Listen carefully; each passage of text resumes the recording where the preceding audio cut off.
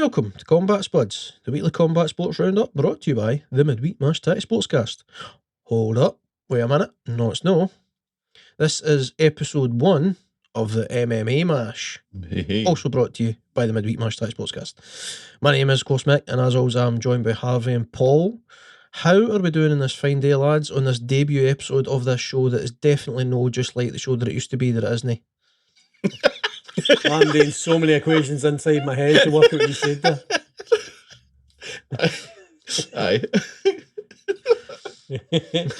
I wasn't expecting that. Yes, so small disclaimer. Effectively, this is going to be same sort of show as Combat Spuds was. Same guys, same sports, same chat. However, we're going to streamline things a wee bit. The focus will very much be on MMA. Obviously, there's no secret that's my kind of number one sport of choice. In the area that I've got sort of the most knowledge across the board in terms of sport. There will still be chat, like you'll see just coming up in this episode, there will still be chat on other sports within combat sports, such as boxing, etc. However, week to week, the focus will be on MMA. So, without further ado, let's get it on. So we're kicking off the show today with some chat on an interesting thing that I done seen on the internet. The UFC is going back to its roots and they're putting on a tournament. So next week, we'll talk more about this later in the show, but next week the UFC are stepping on one FC One Championships toes by putting on an event in Singapore. Now, in the lead up to that, throughout next week, the UFC is kicking off what they're dubbing Road to UFC. It is a tournament that is going to have 3 rounds, and it's going to encompass 4 MMA weight classes and men's divisions. Basically, what the UFC is looking to do is to sort of spread the word in Asia that the UFC is, they're still the premier organisation. They're, in theory, looking to say, like, we're going to have more of a presence in Asia. Come see us, like, if you're looking to, like, have a pro career kind of thing. So it is basically focusing on Asian athletes, and I'm just going to run through what's what. So, the first round is going to be held across the 9th and 10th of June next week for us at the time of recording, in the lead up to UFC pay-per-view on Saturday night. And all the fights are going to be housed in the Singapore Indoor Stadium. So there will be round 1, there will be 4 fights in each bracket. Oh, sorry, weight divisions first, I've not covered that. So it's going to be the flyweight, bantamweight, featherweight, and lightweight divisions, right? So basically, lightweight and down, Asia's sort of very much more known for smaller, lighter guys in terms of combat sports. So that's where the UFC's focusing. So it's going to be 8-man brackets for each division. Round 1 is going to be 4 fights in each bracket, plus 1 non-tournament fight, making up a total of 5 fights per card. And then the winners move on to the semi-finals. So, as I say, round 1 takes place across the 9th and the 10th next week. Round 2 will be at some point later in the year. They've not said exactly when it will happen or where. And then round 3, they've stated that 1 fight in each bracket will take place on the preliminary card of a UFC fight night later this year. And then the winners, so basically the finals for each bracket, will be on a fight night event, and the winners will be awarded in the octagon with a contract for the UFC. So it's kind of like the Ultimate Fighter, but without the reality show side of things. It's just a straight up tournament. I don't know. What do you think of this, lads? Tournament, UFC. Thumbs up, thumbs down? Thumbs down for me, I'm afraid. Oh, that's not just a shameless bloody grab at attention in somewhere that isn't their territory. Would they be doing this if one wasn't successful? Why do you say it's no their territory? Oh, just one run out of Asia. Interesting choice of words. Well, that is a territory when you think about it, really. Like one, This isn't wrestling, my friend. This isn't wrestling in the Aye, 70s. Everyone's wrestling if you look at it. It's all wrestling. It's The booking. UFC is a global organisation. But they've never really done this before. Like, it's just weird how now it's a big deal when one's starting to really make a bit of a footprint there. They've had multiple cards in Asia previously. They don't have a foothold in Asia like they do in the West, but they have had multiple cards in Asia, and they do have the Chinese Performance Institute, which is much the same as what they've got in Vegas, except in China they actually focus more on developing fighters rather than just a place for the pro fighters to go and get some extra help. They actually look for amateurs. They have scouts and stuff in China, and like they bring fighters for across Asia and help them out and stuff. I think it's just the specific way that they're doing it, where they're putting a tournament in there. Like that to me is just trying to appeal to stealing a market. Like, they wouldn't do a tournament in America. They wouldn't do it in Britain. They wouldn't do it in Europe. Nor would they do it in South America. But they'll do it in Asia, where one are. It just feels a bit of a steal for me. Like, okay. I get where you're coming from, Paul, and I do kind of feel the same way. I feel that one is very successful in Asia, right? That's their place. They are, as far as in Asia, as Asia's concerned, like they are the premier MMA company, what you call it. And it does feel that the way that the UFC is putting this on, and specifically in the lighter divisions, aye, that too. Like, it feels like they're trying to take some of the fans away, which is all. It's fair enough in the business. It's fair in love and war. It's business at the end of the day. I'm sure that's why they're going to America, because they want to grab fans in America. They want to expand their business. So I do get where you're coming from. It does feel like that. Well, actually, it pretty much is what it's doing, but it's fair enough. Like, it's a business at the end of the day for them. Do you know what I mean? Fair play. So you can't really knock them for doing it. I mean, I think it would be fine if it was just a classic UFC card where it's like your prelim, your main card, and it's that's what you're selling, what you actually do. But to go and try to sell something that you don't do at all, it just seems a bit.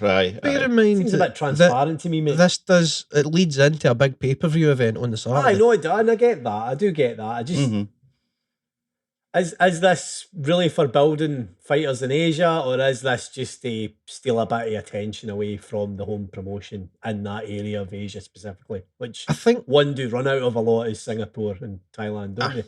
Yeah, the Singapore Indoor Stadium is effectively one's home. I mean, that's where they've been based for the vast majority of their events. A lot of that's due to sort of pandemic and just general travel and everything else with the company based in Singapore. But nonetheless, that is, if you want to say that there's territories, then Vegas is very much UFC's Well, that's what you'd associate with UFC is Vegas. Like, but my opinion on it is that to many, I was trying to say something that might be seen as derogatory to you too. I was going to say the layman. It doesn't quite do his justice, but anyway, to some, to many, whatever, optically no great. I can see why it can be viewed as they're stepping on one's toes, they're going into their area, they're targeting one's sort of bread and butter in terms of the athletes that they might develop. So I can see why that doesn't look great. But what I would say is that the UFC previously has tried to use the Ultimate Fighter reality show to get a foothold in different markets. They've tried it in China, they've tried it in Brazil, I think they tried it in like Philippines or some other country, I can't quite remember. And it's not been massively successful. It's not been always necessarily unsuccessful, but it's never took off in the same way that did in the West. Like America and the UK really bought into the Ultimate Fighter for a time at least. So if this is a one-off, then I'll probably not look back on it too favourably. But at this moment in time, I'm willing to give it a chance in terms of maybe, although yes, it's very much a business decision, it's a new initiative. It's something they're trialling to see if this is something that they can bring into a developing area in terms of their business, not in terms of, the economic state of a country or what, or even just the MMA industry or whatever. But just for them, it's an area they're trying to develop. So they're trialing this to see if this gets a bit of buzz. It's purely business, man. That's it. Worth noting, this is going to stream on Fight Pass, so it's no something that they're trying to put out as like a pay-per-view event or anything like that in Asia. There's no additional selling there. It's basically their way of doing a talent search. And it would seem they've got the Singapore arena, the indoor arena, booked out for effectively the full week, I would assume. And they're running this in there as well as obviously the pay-per-view. The pay-per-view, obviously we'll come back to the card, but the pay-per-view I think is more of maybe not an alarm bell, but it's more eye-opening to me than this tournament is, because they're really going hard in the paint with the pay-per-view. Aye. The sell was evident in it's- the last night's UFC show. Like, It's got a double headliner, 2 title fights. 2 title fights. You know what I mean? That it's very rare that the UFC have title fights outside of America, let alone go to like effectively a new market and do a double headliner like this. So they are very much trying to wade in, like Conor McGregor, Vince McMahon swagger on and say like, step aside one, regardless of what country it is, the UFC's number one for MMA. That to me is like, it's a bit questionable. do you think the choice of fighter as well in the main event is pretty deliberate as well with Prohachka? Like, he's a kickboxer and he looks like a bloody, if you were to draw a picture of a kickboxer with the tied backs at a big kind of top knot and all that. He's like something Street Fighter, I mean, he literally is a Street Fighter character as a kickboxer. Like, I think that he was getting the title shot anyway. right. I don't think he's got the title shot because they're coming to Singapore. But I can see why they've went with that fight as the headliner and why they're backing it up with Shevchenko. But we'll talk more on that later in the show. Okay, no, man. We'll come back to that card and we'll break it down a wee bit. But I thought this tournament thing was interesting. So I'll keep my eye on it. And you never know, like, I mean, it might be a one and done, it might be a bit of a shameless grab at a market that's no theirs, if you want to kind of frame it that way, but at the same time, maybe they unearth some talent that even like one wasn't aware of, and you know what I mean, we might get some stars out of this, so we'll see how it goes. Not to mention that there's no saying that somebody that features on this that doesn't ultimately win the tournament can get picked up by one. So very true. For the fighters in it, it's probably a fantastic opportunity. So moving on, a wee bit more on MMA. This is in theory a quickie. One Championship, One FC, whatever you want to call them, have announced their debut show for Amazon Prime. So a few weeks ago I spoke about how One Championship have done a deal with Amazon Prime, and the US and Canada, Amazon are going to stream their events, or some of their events. I don't know the full details of the deal that they've done, but they're at least going to stream some of their events for US and Canada. So this is the first time that one's really making a step into that market. One may argue that I believe this was announced prior to the Singapore event for UFC. I could be wrong. You would think that the UFC was probably working on the deal behind closed doors in terms of booking the arena and stuff before the announcement. I don't think it would have put it together that quick. But anyway, again, it does kind of create some questions there that are UFC going to Singapore in reaction to one starting to make a move towards coming to the US. But anyway, that aside. So on August 26th, we're going to have One Championship. I have not got the number of the event in front of me. So it'll be 100 and something, don't know what. 160 something, I think. Anyway, One Championship on August 26th are hosting an event in the Singapore Indoor Stadium as they normally do, but they're going to have the event on in the morning Singapore time, so that it aligns with prime time in America. So they're really pushing for a Western audience with this one. It's going to be main evented by a rematch between Adrian Moraes and Demetrius Mighty Mouse Johnson. Mighty Mouse, when he came into won 3 or 4 fights straight, won the flyweight tournament. He got a belt for it like he was the tournament champion. That then basically made him the number 1 contender. He took on Adrian Moraes, who had newly won the flyweight title. Moraes knocked Demetrius Johnson out. I believe the first time he had ever been knocked down, let alone knocked out. So this is quite a big deal, this rematch. So they're making, and obviously DJ is a known commodity in America, formerly UFC champion. Makes a ton of sense to have him in the main event. It's a bit of something for everybody. So that's going to be the main event. Looks like they're starting to build out the card. There's no further announcements finalised, but there's rumblings that they're working on some big stuff. Different fighters saying that you really want to be on the card, so the fighters understand the sort of ramifications of this. Like, this is going to be a big deal in terms of the media. This card, so I am very intrigued to see where they go from here. There is rumours that One FC, One Championship, we're going to look at doing, or are looking at doing, an event in America next year.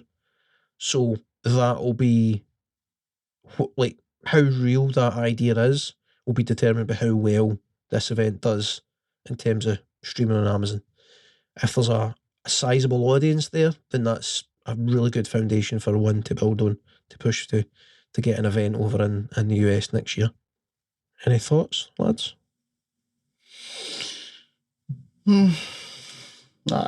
Again, it's just business, isn't it? Just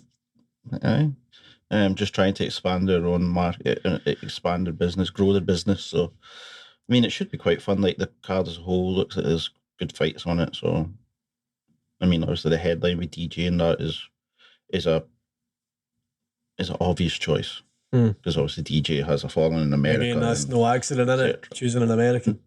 Yeah. Nah. Somebody who's big. I mean, it didn't necessarily need to be an American. It just needed to be somebody who's known to the American audience, a big name for the American audience, And it's fitting that it's that rematch, So there's a lot of hype around it. People will know about it.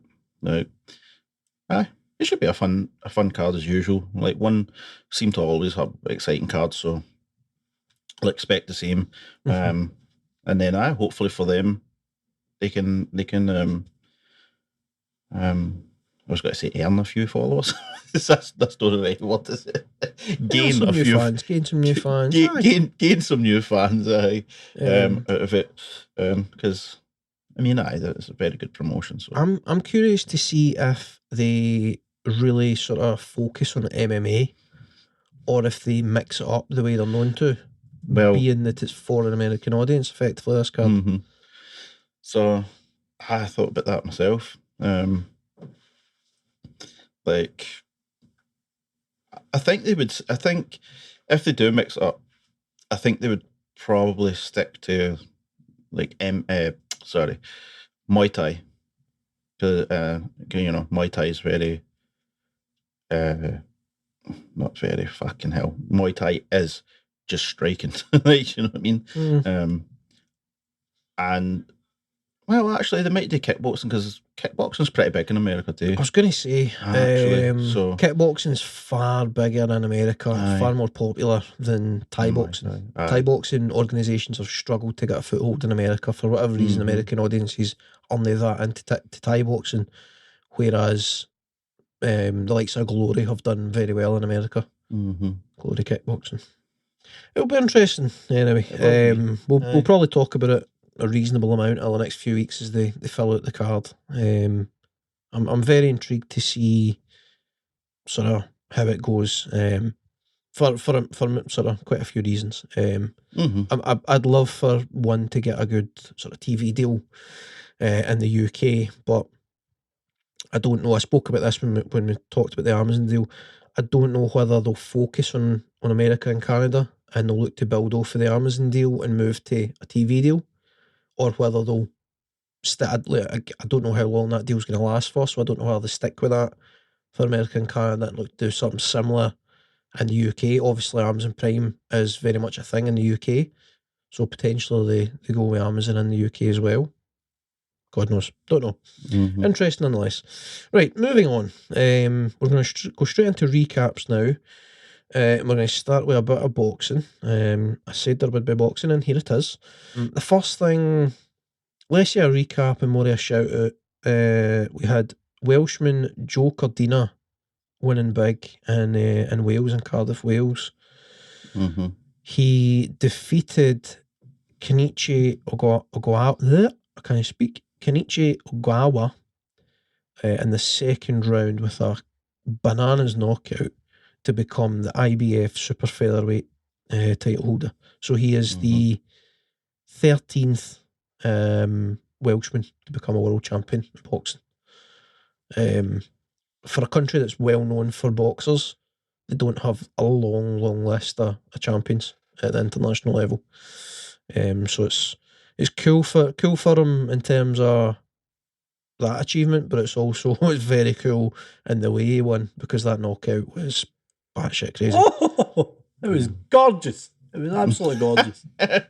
Both feet planted, and my God, did he knock that boy in the next week. I find it curious how all these Welsh champions seem to be of kind of Italian sort of lineage as well. Interesting, isn't it? I didn't notice that myself. Like Enzo Macronelli, Joe Calzaghe, like, it's so weird. That's another one that's like obviously of some sort of Italian background, but I mean the punch itself to end the fight was just great.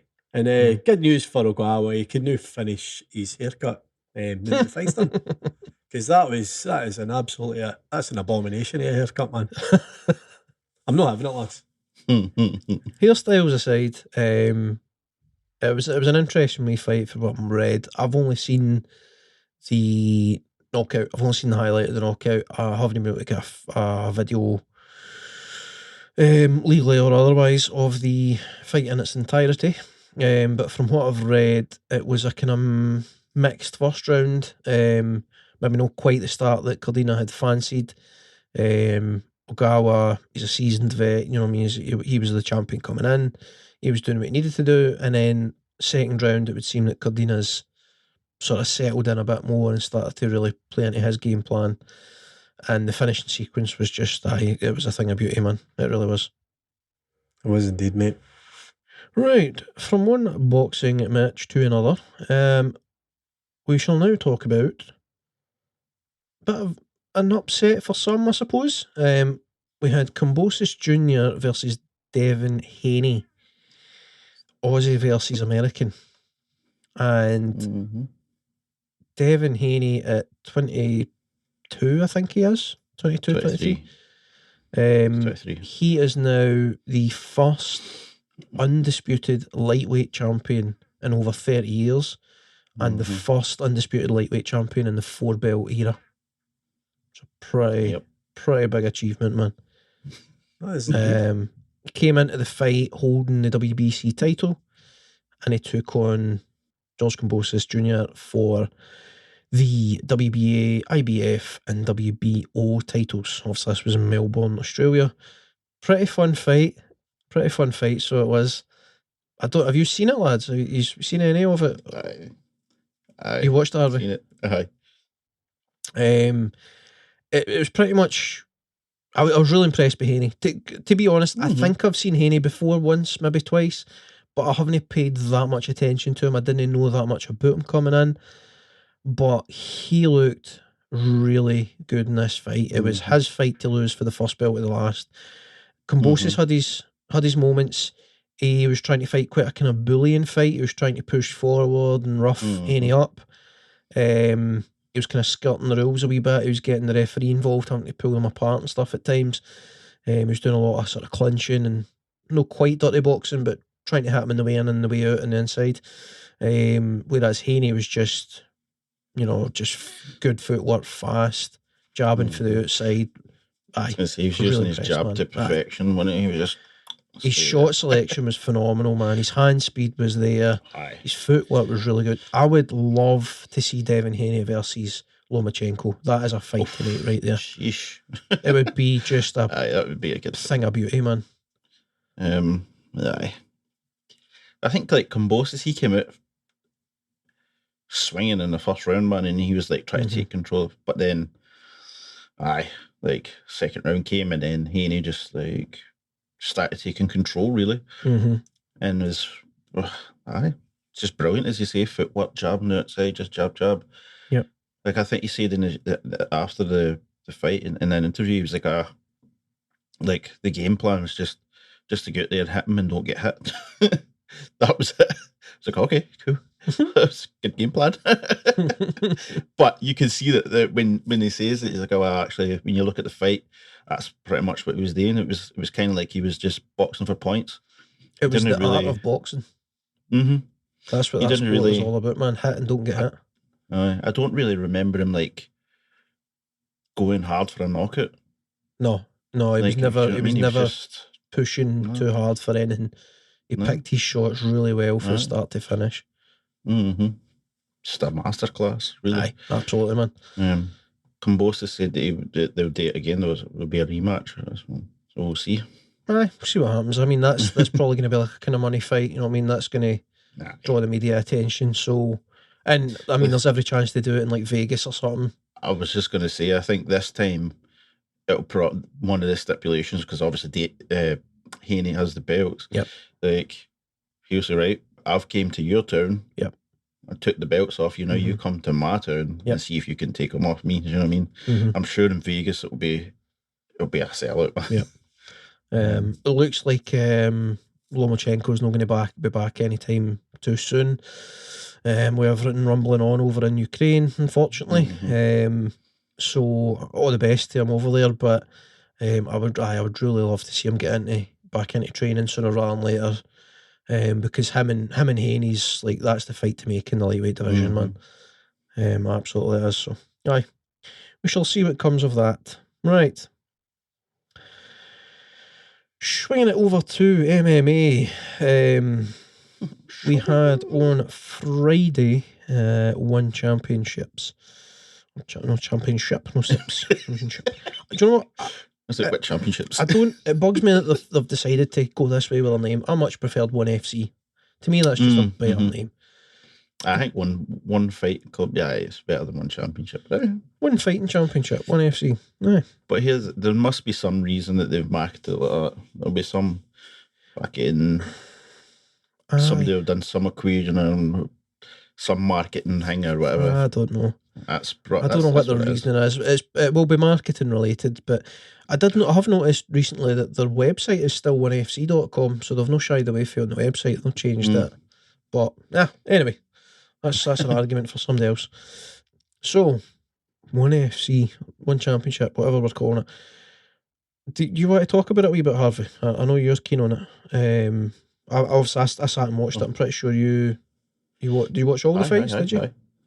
Pretty much, aye. No, actually, I did watch all the fights. Aye, cool. I did. I don't know why I said pretty much.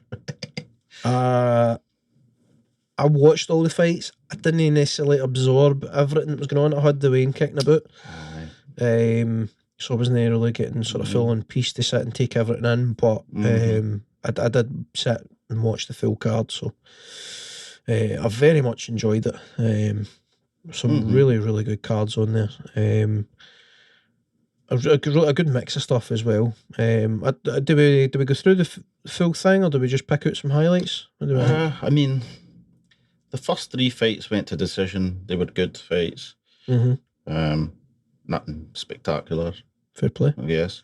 And then you had so the first finish in it came out Odie Delaney versus Mehdi Bargi or Bargi, the Iranian, and Delaney. Poof. He's got a cool story, hasn't he? He was a police officer.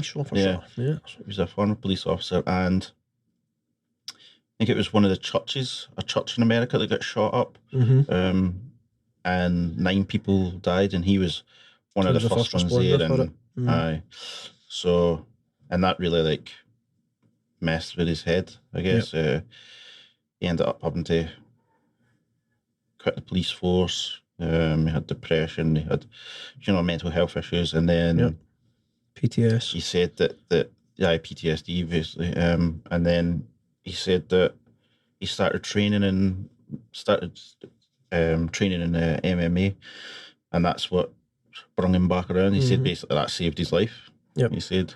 Pulled him, but and now here he is in one. I think it was. I don't want to sort of talk for him or talk out of turn, but I believe he mentioned at the very least having suicidal thoughts. I don't know how close he got, but he spoke about how the MMA training, amongst other things, including therapy and stuff, like pulled him back for the brink kind of thing. Gave him something to focus on. But I mean, he's a big unity, a guy. He is. He does also say that he's using his platform now to raise awareness about mental health issues and stuff, and he says that's his purpose now. Well, that's cool.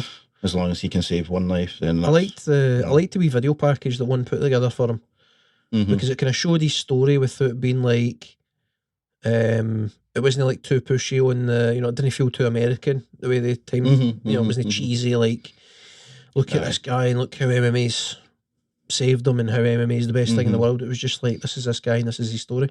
This is your story. Cool. It was pretty good. It was a good video, but and a good submission finish for him. Aye, I mean, made his arm look like it was quite snapping too. To be honest. Oh, aye. I mean, he took a bit long to tap for me, but I dare say if that was me, I'd be like, nah, it's gone. I don't know if I buy that. You're pretty competitive when you get going. Aye. You would probably go the route of Tim Sylvia. I don't know if you remember that one. It was back in the day. Tim Sylvia and Frank Mir. Frank Mir got him in an armbar, broke his arm. And kept fighting. Tim Sylvia wanted to keep going. It was like Herb Dean stepped in and stopped the fight because he saw the arm break. Aye. And Sylvia was like, "No, I'm fine. I'm cool. Fine. I can keep fighting." Herb's like, "I saw it." It's no, you didn't. Look, it's moving. It's moving fine. As he flaps it about. That was a good one. It was a fun wee fight and a really good finish for Odie Delaney. So he's one. What do you call it? That was a. Was he called like a reverse handbar or what? No, it's straight arm lock. It would be called. Was it straight arm lock? All right. I've heard it called other names like along the lines of armbar, but straight arm lock it differentiates it. It's effectively like a Kimura grip, but rather than a bent arm and then you're twisting the arm round and effectively it's a shoulder lock. What he's doing is he's straightening the arm out like an armbar and using his forearm as the fulcrum to bend the elbow the wrong way around. Bend the elbow. Straight arm lock. So then somebody I was really excited to see a couple of weeks ago, and then I didn't speak about him in the last episode because I couldn't find much information on what the hell had happened. So Marcus Buchecha Almeida, who is a Brazilian Jiu-Jitsu legend, multi-time world champion, with like a really promising MMA career, but then nobody wanted to fight him, so he really struggled to get fights. And I thought he had just called it quits, like he just gave up and tried to get fights and sort of get traction in his career. And I thought he was just in jiu-jitsu super fights. I thought it was basically byway tournaments and MMA and stuff. But it would seem that one managed to sign him, and they've been trying to get him a fight throughout this year. And this was actually the fourth scheduled opponent and the first one to show up and fight. That's crazy. He took on a guy called Simon Carson. Right, I made a wee note here to see. So, he was first booked against a guy called Rung, that's like his nickname, Omar Kane, in April. So he was supposed to fight him in April. He withdrew due to undisclosed reasons. Then he was meant to fight Hugo Kuna on May 20th. So that's the one I had previously spoke about. But Kuna tested positive for COVID. So then a third heavyweight who hasn't even been named was agreeing to step in short notice, but then decided that they couldn't make it to the fight for reasons. So basically, I think folk are taking the fight, then Googling who Buchecha is, and they're thinking, oh shit, nope, abort, nope, not happening. So that Carson he's the first guy with the big enough cojones to actually take the fight, and he might regret that now. Aye. It was I was going to ask a question, but I'll ask that after. But he might regret it because Almeida on the ground.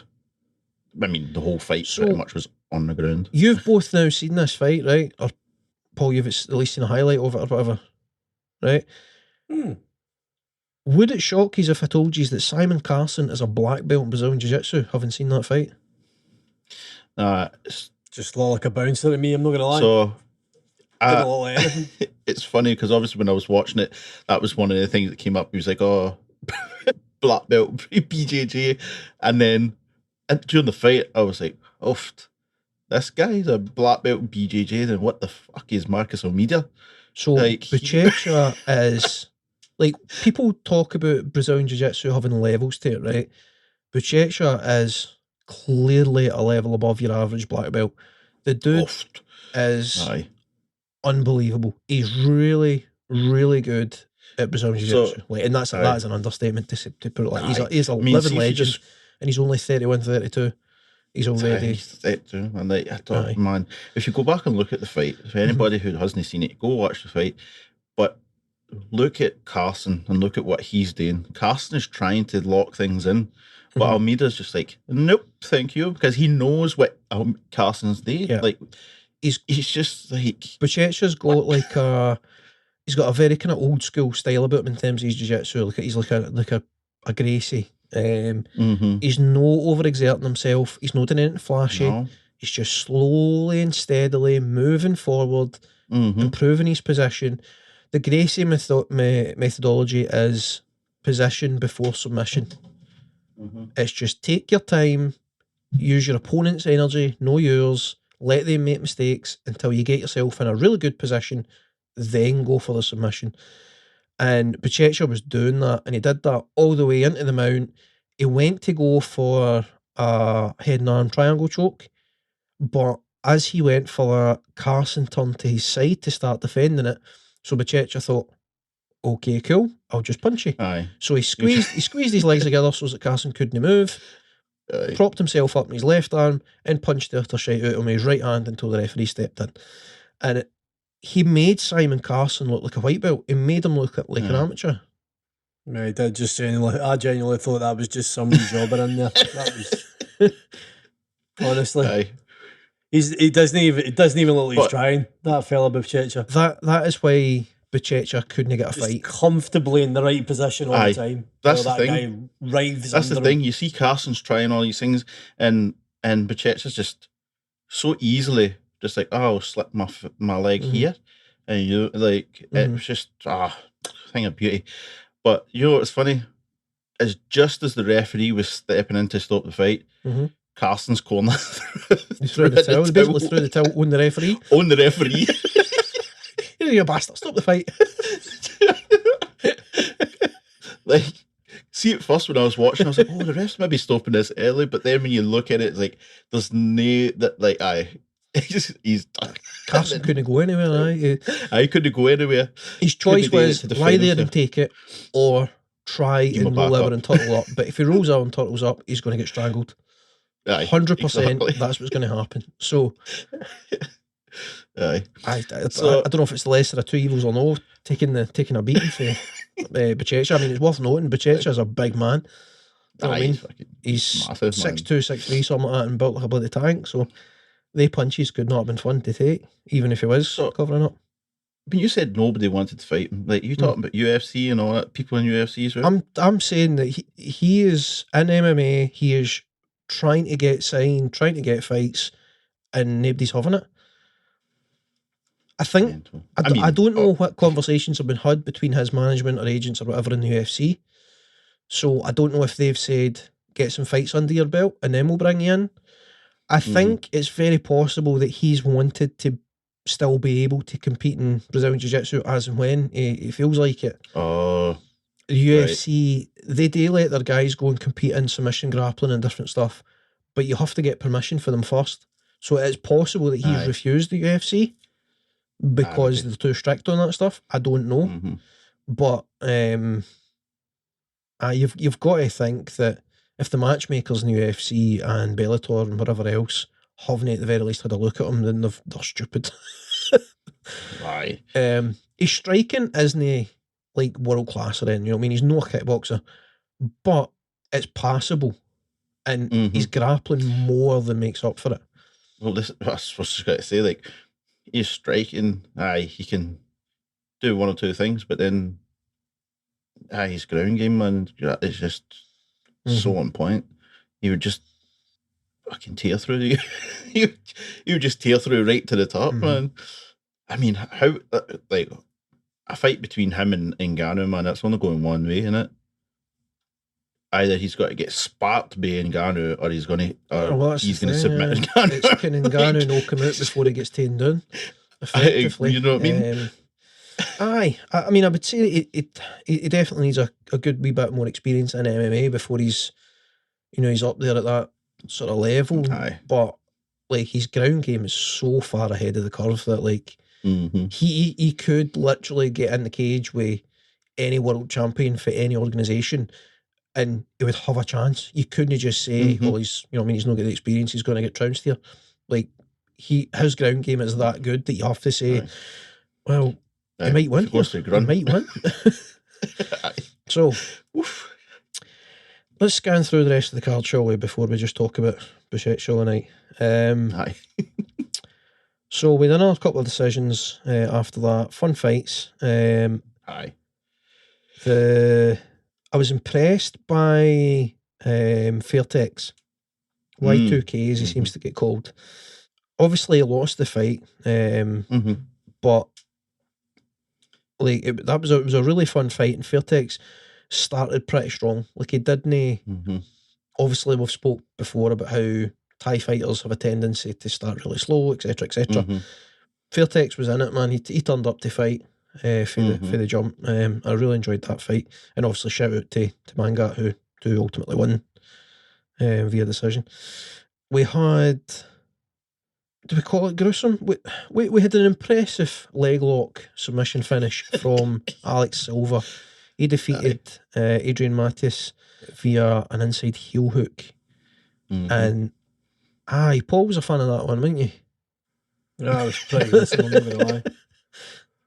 I enjoy that. On first view and at full speed, it just looks like a run-of-the-mill heel hook, and then you're wondering why Matthews is tapping so violently and seemingly screaming in pain. But when you see it slowed down a bit, Silva really gets a bit of torque on that heel hook. The leg is twisting in a very uncomfortable way. Yep. It's like his calf is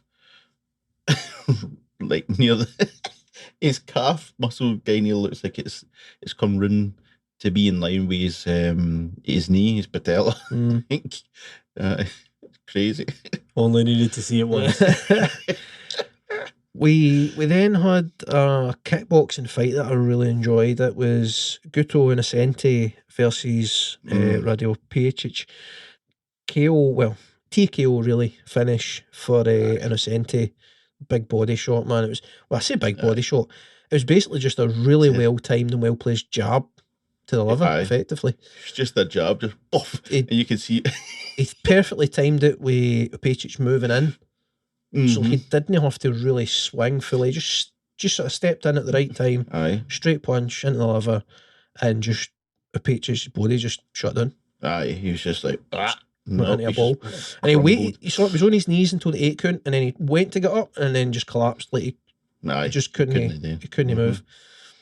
I mean, very impressive. Innocente's a big boy as well. Like, when you look at the fight, look at Innocente's arms, the size of his arms compared to Opicic. Like, massive guy, so he is. Yep. And that just straight jab, off. Yep. It's like, oof. We had a decent fight between Akhmetov and Wada. A good 3-round scrap, and then Reese McLaren and Jiwei was pretty fun, man. McLaren for Australia trains at the what's it called now? It's John Wayne Parr's gym. I'm trying to remember the name of it. In Australia. I can tell you where JV used to train. All right. JV used to be a Shaolin monk. Damn. That's so. Mm-hmm. Interesting. So he did. Well, the Shaolin monks need to up their jiu-jitsu game. Aye. So McLaren got knocked down fairly early in the fight, but showed good composure, fought his way back in, and then ultimately employed a bit of grappling and was able to get a real naked choke win. Mm-hmm. Didn't last that long. I think it was like 3 minutes. To see if I got 3 minutes 42. So it was a lot of action for as long as it lasted. Mm-hmm. But I know, fun fight. Enjoyed that one. Then co-main event we had Fabricio Andrade versus Kwon Won. Another impressive finish for another Brazilian man. Aye. That was the sort of teep style body kick. It's just like the ball of the foot, sort of jabbing him in the body, man. Shot another body shot TKO. But this one was more of a delayed reaction. Aye. So Innocentes was just both in, he just crumbled straight away. Where Kwon Won like crumbled. Well, Opicic, sorry, Opicic, yeah. Well, so yeah, when Kwon Won got got that kick, he stepped back and he was like getting ready to go again, and he just seemed like, oh nope, something's wrong. Yep. And just like going crumbles. It's like, no. Which, if you look at it, Andrade could have landed another couple of punches. Aye, it was good discipline for him. He could have pushed in and landed more shots. Yep. But he just kind of like, oh, no. And aye. Absolutely, man. And then main event of the evening, we had Senchai picking up a very impressive KO win over Nicholas Larson in round 2 for the. It was a contender fight, wasn't it, for Muay Thai? So Senchai is going to go on and fight for the title now. Yeah, he's going to fight for the title next. Yep. But PK Saenchai, oof. What he did. It was very impressive, wasn't it, man? It was just it was a masterclass for him. He looked really, really good, powerful, fast. Not Larson did a couple of times. Like obviously in the first round, he knocked him down. I think one of them wasn't scored as a knockdown as such because kind of he put his hands down. But I think he was off balance when the shot landed. But in the second round when he put him down, oof! Did you see when Larson tried to get back up? Oh, his legs just rolled up. Yep. He was hurt. His hands just came off the ground, and he was got to push himself back up, and he just walked to the side and down. The ref was like, nah. So again, man, one championship, full of names you've never heard of and stuff like that, but just fun fights across the board every time, man. That's them on a bit of a summer break now for whatever reason. I don't know if there is a reason, but they're having a few weeks off. They're not back until the 22nd of July now. Quite a big gap for a reason. So they're back with 159 on July 22nd. So we shall talk more about them next month. Right. Last card from the weekend, UFC Vegas 56. So another Vegas fight night. Main event was a sort of heavyweight kind of title eliminator, I guess, in a way. And Alexander Volkov versus Jairzinho Rozenstruik. Shall we get the elephant in the room out the road? I'm assuming you've both seen it. You've both seen the stoppage. Yes. Bit of a controversy around this one.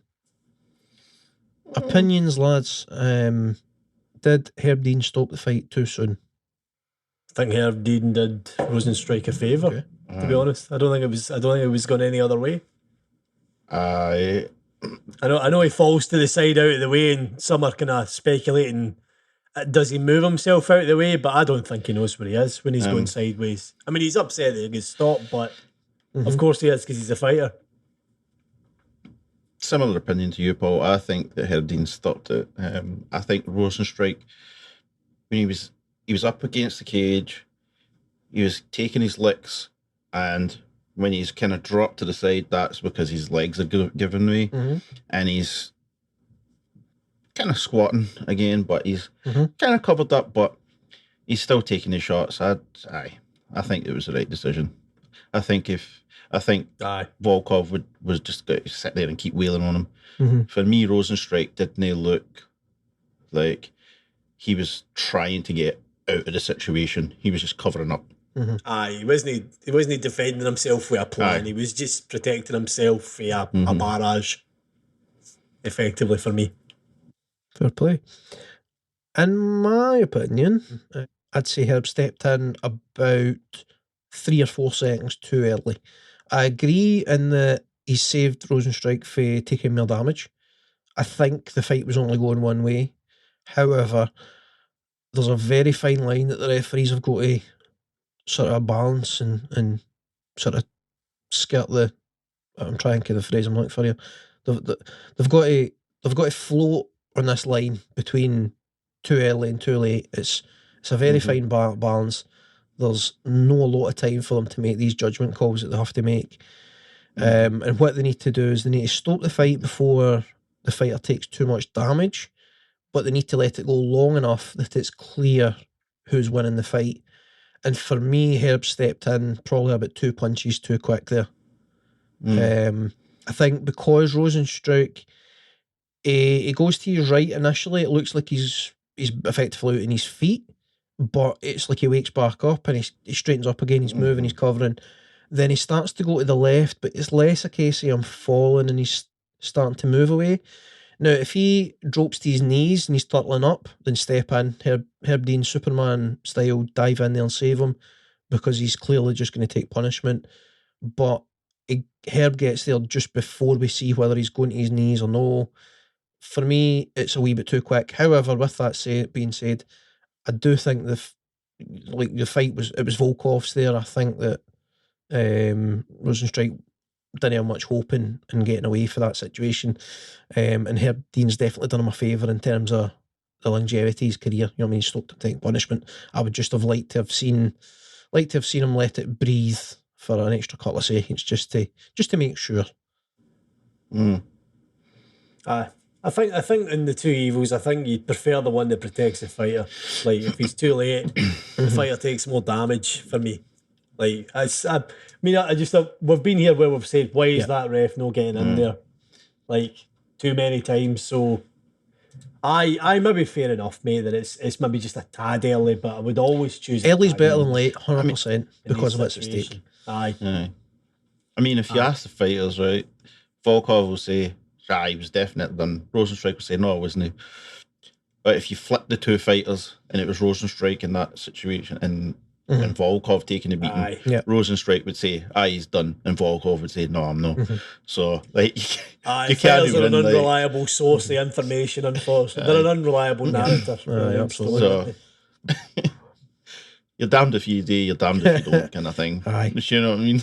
Now, it's interesting that this discussion comes up on this card, because this card featured Benoit Saint-Denis, who defeated Nicholas Stolze via submission. I was very impressed by him, I have to say. However, his previous fight was that notorious fight where the fight, rather than going a few seconds too long, it effectively went about 2.5 rounds too long. I don't know if you remember it for a couple of months ago. I remember. So he made his debut at UFC 267. It was back in October. He took an absolute bludgeoning from Elizu Zaleski dos Santos. And this was the one, it was the referee, it was like a one and done for the referee. The referee gets sacked on the spot, effectively. It was Vyacheslav Kiselev was the referee. He got an absolute doing on social media, basically, as did the coaching staff of Saint-Denis, because nobody made an effort to stop that fight when Saint-Denis just was getting the absolute shit beat of him. And all respect to Benoit Saint-Denis for having the balls and the toughness and the heart to no give in and to make it to the end of that fight. But somebody should have been stepping in to save him. And it's just such a sort of juxtaposition versus the main event with Volkov and Rosenstrike, where Herb stepped in just that wee hair too early, and then there's questions on whether or not it's an early stoppage. But aye, this time out, very sort of controlled performance for Benoit Saint-Denis, no getting drawn into a firefight, employing grappling rather than relying just on striking. I was pretty impressed by him, I've got to say.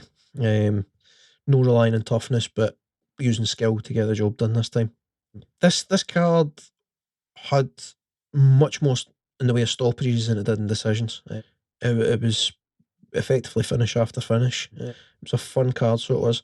There only was, I think, like 3 decisions. 1, 2.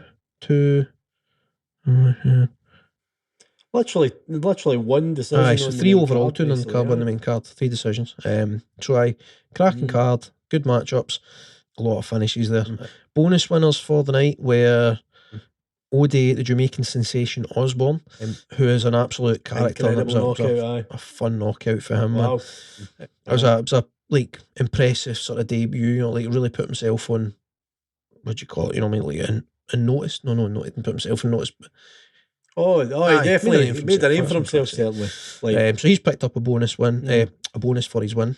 Then the fight directly after him, Karine Silva picked up a Darce choke submission over Poliana Botelho, and she also got a bonus. It was quite impressive for her. It wasn't nowhere near as fun a fight or anything, but it was a relatively competitive fight, and it was a solid submission, man. She really properly locked that Darce choke in. Sometimes with Darce chokes and anaconda chokes, which are effectively the same thing, the arms are just gripped on the different side, sometimes they can drag out, so it's like the choke's locked in so the opponent can't get away, but you're not going to choke them unconscious just yet, and they have to sort of squirm about and move until they get into that position where they can really tighten it down. But Karine Silva had it like for the jump, man. As soon as she had that, she just dropped her side, great, used her legs to hook onto her opponent's legs so that she couldn't roll away, and Botelho had no choice but to tap her. She was going to sleep. So impressive finish for her. She picked up a bonus.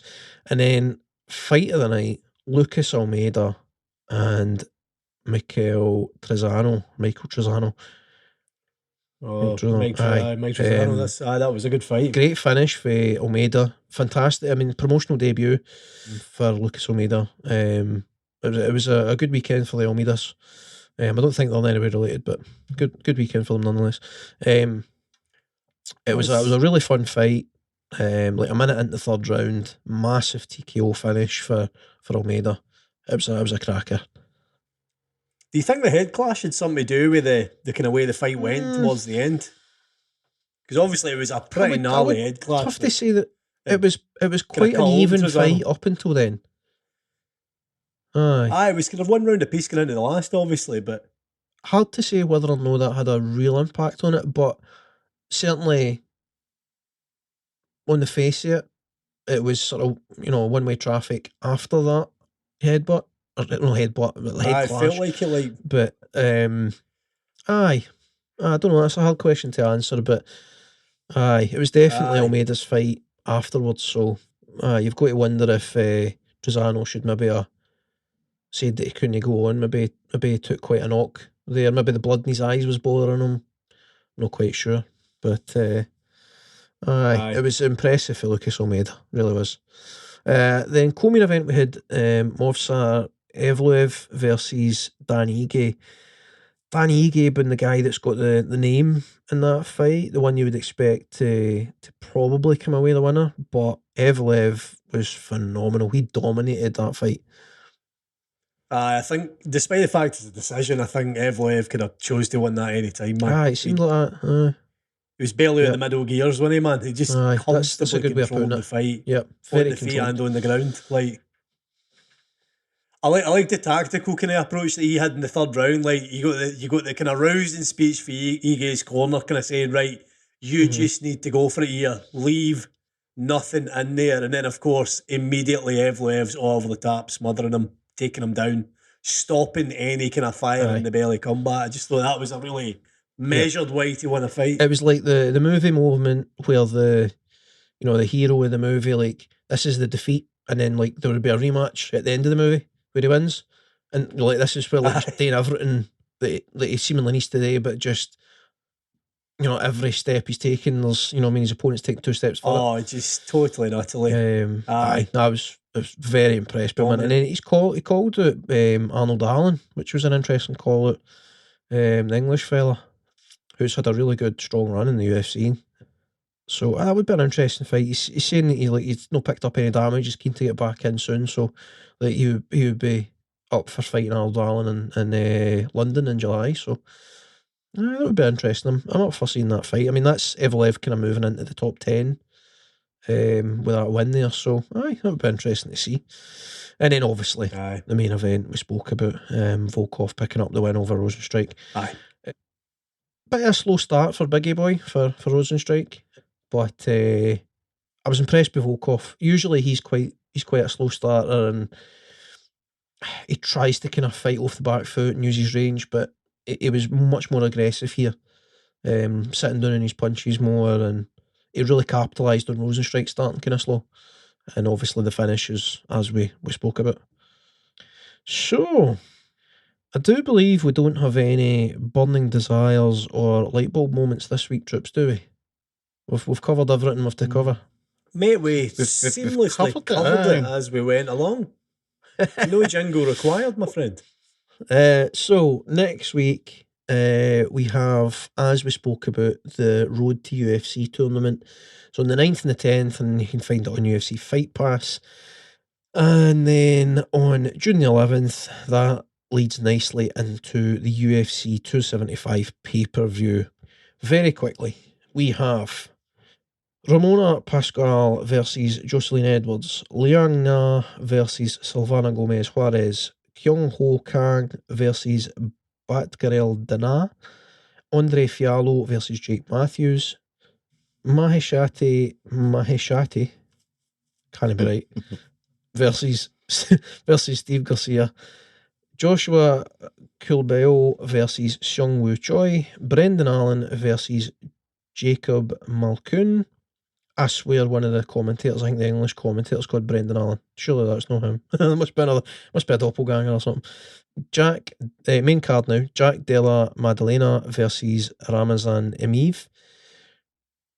Rogerio Bontarin versus Manel Capet, and then Joanna Jędrzejczyk rematching Zhang Wei Li. That first fight was a fight of the year, so looking forward to that one. It probably won't live up to the previous one, but you never know. And then co-main event, first of the double headliner, we've got Valentina Shevchenko taking on Taylor Santos. Generally speaking, never sleep on Shevchenko. Never bet against Shevchenko. However, don't sleep on Taylor Santos. She is really good. Don't think she's going to win, but she does have the tools to do it. Main event then is Glover Teixeira versus Jiri Prochaska for the light heavyweight title. Pretty stacked card, very top heavy, but don't sleep in the undercard. There's some really fun fights. Andre Fiallo, Jake Matthews stands out 100%. That's going to be good. There's a couple of others on there that I think will be fun fights. So that is June 11th, next Saturday for us. So UFC going hard in the paint for Asia. They're trying to make a statement in Singapore. Will it be good? Probably. Will it dent into Heart 1 championship? Probably no, but time will tell. So, anything to add, lads, before we finish up? No, satisfied with that. That was a good week of MMA pattern. So, this has been... Sorry, Harvey, I've cut you off on you. No. It's just mocking Paul. MMA patter.